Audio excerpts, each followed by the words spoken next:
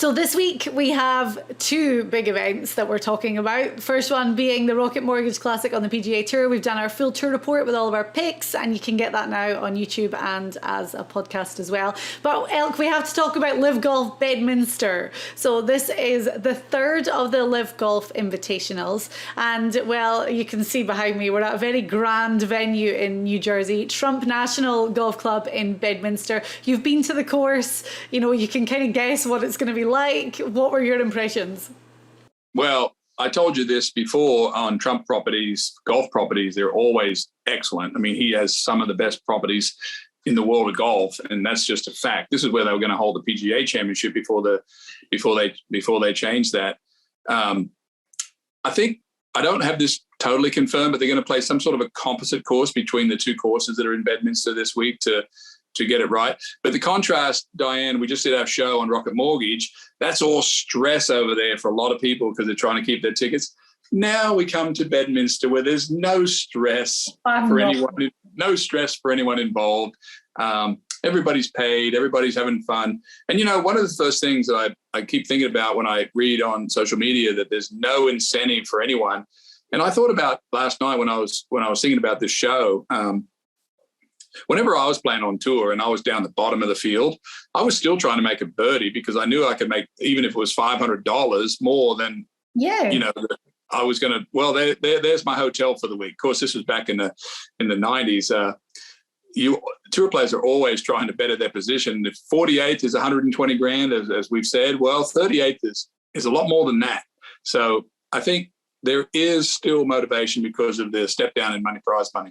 And, you know, we were just talking about that with the PGA Tour, that, one birdie could be the difference between locking up your full tour card and getting in the 125 or finishing just outside and having to really fight the following season. So it's, a little bit different over here in that there's no points up for grabs. And that's maybe a contentious issue right now, is that the world ranking points, and if LIV Golf are going to be awarded them. We have something we're going to talk about in a little while that maybe is a bit of a stepping stone to help with that. But it's money. It's all about the money on LIV. We know that. This course, as you say, was meant to host the PGA Championship this year before they moved it to Southern Hills. And that was because in January there was the storming of Congress by the Trump supporters, and they just thought that it was a kind of safer move to ditch it and move the PGA elsewhere. So we all know enough about former President Donald Trump in that this is a real kind of showcase for him. And maybe a little bit of like, hey, we know that he obviously wanted to host a major at his course. So now he gets a chance to host this big LIV event that everyone's going to be talking about for the week. And it's going to be packed with all the bells and whistles. Yeah, that's for sure. I don't know if past president will be there. Probably will. I can't imagine him not wanting to be there for that. But this course is great. Obviously, I don't know that much about it. I haven't played it, but I don't know the combination of holes. But anyway, one thing we found out on LIV is the golf courses aren't easy. They're making this golf courses very difficult for the players. The scores in London were high. Portland that we watched. I tell you what's gaining a lot of momentum, Diane, in LIV is the team aspect. And I hadn't even sort of felt this until I realized that our friend Pat Perez was on the Four Aces team, which is Dustin Johnson, Patrick Reed, Pat, and Taylor Gooch, where we're watching the tournament, the individual champion coming down the stretch, but we're also watching the team scores, and there's a lot at stake, $750,000 per player that wins the team. So it's starting to make some momentum. We see Jason Kokrak's going to join Brooks Koepka's team, the Smash team. So, hey, I was at the clubhouse at my club. Everybody was watching it. I told everybody what I was watching, and they got into the team thing. And I think it's catching fire. And will you explain this again, how the team scoring works? Because that's something, when you told me about it last week, it's not something that I realized at the time. Yeah, so there's 4 players on a team. There's a regular tour event going on, a regular event for individual stroke play, and that's got its own money to be broken down.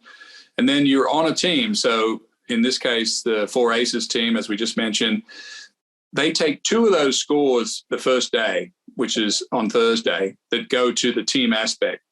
3 on Friday, and then 3 on 3 of the 4 scores on Saturday. And that's a running scoreboard. And that's the tally that wins. So our friend Pat Perez, who shot a high score on Sunday, everybody was picking on him because he shot 80 and he won 900,000. But he had counted on Thursday and Friday, and he was feeling very good about that. Right. So it's a team. The team aspect is so big enough prize money that it gets your attention. It keeps the viewer engaged. And, you know, one of the things about the shotgun start, advantages, disadvantages, people say this, that, and the other. But if you're watching the golf, you get to see every good player right out of the gate. I mean, if you're wanting to see Brooks Koepka hit a ball, Dustin Johnson hit a ball, Bryson hit a ball, Kokrak hit a ball, you're going to see it in the first 5 minutes of the telecast. And it's all over with in 5 hours. It's great.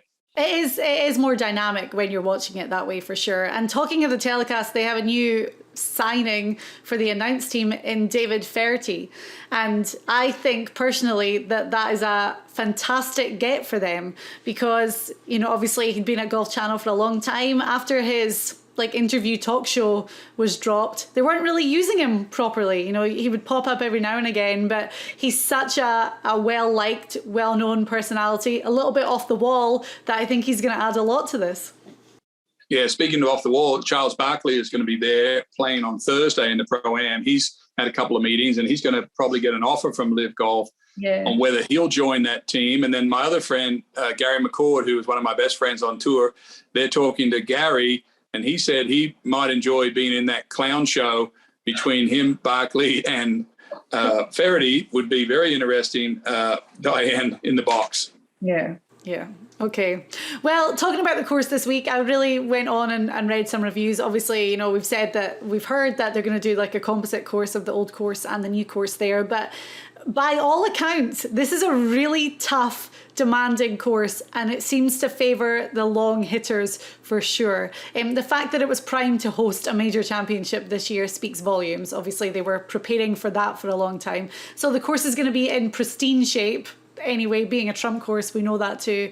It's a stunning venue. Elk, there's one hole, I'm sure you're aware of it, the 6th hole on the old course, that downhill par 4, and it's got this gigantic island green, which is the equivalent of 4 average-sized greens in one. So they're going to have a lot of fun with pin positions there. No doubt about it. And you know, one of the things we learned last night, one giant piece of LIV news that came out last night, Diane, which is, to me, is a cannonball shot across the golf world, is that LIV Golf has come out and said that to qualify for the 2024, they're going to essentially have a tour school next year that's going to allow 3 players advance onto their tour. And here's some of the categories, Diane. Of course, the Asian Tour, which LIV Golf now owns, the top 30 guys will be able to qualify. Major champions from the last 5 years are going to be able to qualify. The top 75 ranked players in the world are going to be able to qualify. Now, you may say, well, what's the big deal about that, Elk? The big deal about that is I don't think there's any more money. This little list right here, Diane, is telling me that Greg Norman is going to let the past major winners that probably would have thought they could have got 30, 40, 50 million dollars last week to join LIV. They didn't do it. Top 75. We know our Pat Perez was 170th when he got a nice check to go over to LIV. So the early adopters are in. Looks like the book is closed. They're going to have a tour school, and they're going to let the world's best shoot it out for 3 spots. Will anyone show up? Absolutely, everybody's going to show up. Chance to win $4 million and be on a team, potentially $5 million every week. So this is a big development. And I talked about it an hour ago. The contrast of the stars that are at Bedminster and the stars that are not at Rocket Mortgage is absolutely stunning this week. Gosh. So, I mean, we've obviously heard rumors about some other people being offered big amounts of money, but then you think that that's it, that the budget, I guess, that Greg was given by the Saudi Arabian public investment fund, that they've said, that's it, that's what you're getting. It's spent. They obviously see this thing just growing and growing and growing, gaining traction, gaining more popularity, that guys that haven't signed are going to be like, oh man, I lost out on that, but I want a piece of the pie now, so I'm going to have to work for it and qualify. Yeah, and there was another statement by Greg Norman that said they'll be adding a ladies tour, live tour to this. Imagine the ladies that are playing for the same amount of money. Does anyone think the ladies will come over? I think they will. Yeah. Charles Barkley was interesting this week when they were talking about him. They were attacking him a little bit about Saudi money. And he said, I don't know why everybody worries about, civil rights, his quote, civil rights in Saudi Arabia. They don't even worry about them in their backyard here, he says. So everybody has this selective civil rights, problem with, Saudi Arabia, but they're not even, worried about it here. So they're not attacking him very much because he's got plenty to say when he comes back to them. But, where does this leave the tour? We talked about it on the show last week. Will the tour finally sit down? Will there be, I know Chubby Chandler, who used to be my agent, who is famous agent in Europe, said they've got to sit down. He thinks there's a deal that could be done where they play 6 or 7 events in conjunction with the tour, 6 or 7 with the DP tour, and 4 or 5 elsewhere in the world. He said they've got to sit down. It's going to fracture the whole deal. Yeah, gosh. And I've heard from a couple of sources, I don't want to give too much away, that there's a lot of guys that want to make the move. And at this point in the season, they're waiting until the FedEx Cup playoffs are over to see where they're going to finish there, how much extra money they're potentially going to make. But there's a lot of guys that are looking to go. And I actually saw a tweet, I can't remember who had tweeted it, but it was to that effect. And Harold Varner liked it. And I thought, oh my gosh, here we go. So, I mean, we keep saying this, it's just going to rumble on for sure, and it's only going to get bigger. Your son Sam is going up this week, so we're going to catch up with him.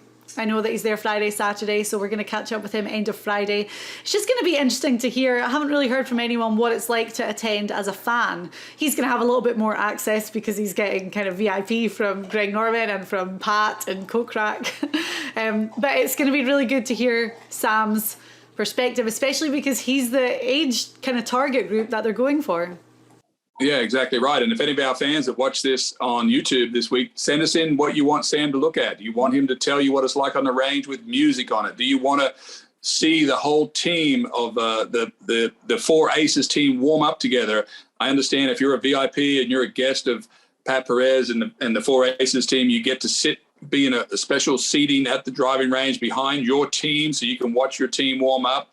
What's it like at hospitality? What's the concert series going to be at night after the golf? What is it? What's the food court like? All these things. Because my son Sam's been to a million tournaments and he knows all about the tour. So it's going to be an interesting perspective to see him. And so give us your questions. We're going to be asking Sam out a bunch of questions ourselves. It's the chain smokers that are playing this year, which I think is quite ironic because they played the Players' Championship in 2020 right before everything shut down for COVID. So I was there. I went to that show. So did I. And then the world shut down the next day. Right, just having a look at the odds. The odds are smaller, obviously, because this is a 3-day, 54-hole, no-cut event. Dustin Johnson is firm favourite once again at plus 500, especially after his top 10 at the Open just a couple of weeks ago. But then I thought it was interesting. Taylor Gooch is the second favourite at 10-1, Bryson 12-1, same as Answer and Louis Oosthuizen, and then Brooks Koepka, fresh from his Greek honeymoon, is 18-1 this week. I liked, a few people have asked me who I'm picking. I like Jason Kokrak this week at 22-1. I thought those odds were pretty good, especially on a course where they say that it'll really reward the longer hitter. Yeah, I got to think. I don't have an outright pick yet. I should have, but I don't. This course being ready for a PGA. When I think of this course being, already being picked to be the PGA, being prepared, so they would have been, almost prepared to have this event this year. It would have been in good condition. Very difficult, obviously. What player will that suit? Will Phil Mickelson finally start to play a little better when he plays good on major championship courses? Will some of these guys, young guys that are coming through. So I think it's going to be a big test. One thing for sure about LIV is a lot of people didn't think it was a good product. The product is excellent, and they're playing on great courses. And I'm going to be interested. I'm going to be watching both this week, as I always do. Mm-hmm. But I'm really looking forward to seeing this golf course and seeing how they got it set up.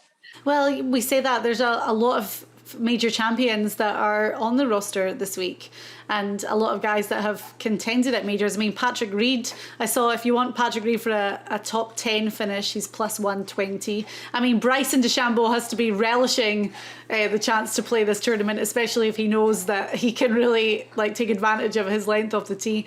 I saw for a top 5, he was plus 250. Matthew Wolff, another guy who just seems to be revitalized right now, and has talked about the fact that since he joined LIV and played the Portland event, he's the happiest he's been in a long, long time. He's 35-1 to win. So there's a lot of great players. We know that. A lot of characters and a lot of storylines that are just constantly developing. Yeah, and I talked about it at the top where it's about the money, and $120,000 for last prize. So basically what you're playing for is you're playing from the bottom up. So every birdie you make off the bottom, or every position you get off the 48th, you're making money on top of your 120. So that's why there's no stress over there. They're all going for it, playing very aggressively. And I think that's why the scoring has been a little bit high the first couple of weeks, because maybe they've let their hair down. I know Pat told me that he said, I'm going for every pin. I'm doing everything. I'm shooting everywhere to try to shoot as low as I can to get into that money. Well, he did that. He shot 80 on the last round. I said, maybe tone it down a little bit. Let's get the course, let's get it in play and kind of make sure your team's going. He goes, yeah, I'm going to make some adjustments. So he was too excited. For someone being too excited, won $900,000, that's okay. Here's a quick question for you just to end. Do you think the standard of golf is going to suffer with these guys? I really don't. I don't think it's going to suffer. I don't. I think these guys are pros. They've got a huge signing bonus to do this. I just don't see them not working on their games. They've got an opportunity. This is infancy. Greg Norman has told them the business model, and it looks like it's going to grow. And we're looking at things that prove that it's going to grow. They're going to the 2024, how you get on that. And these guys want to stay up in there. I don't think it's going to suffer. Okay. All right, great.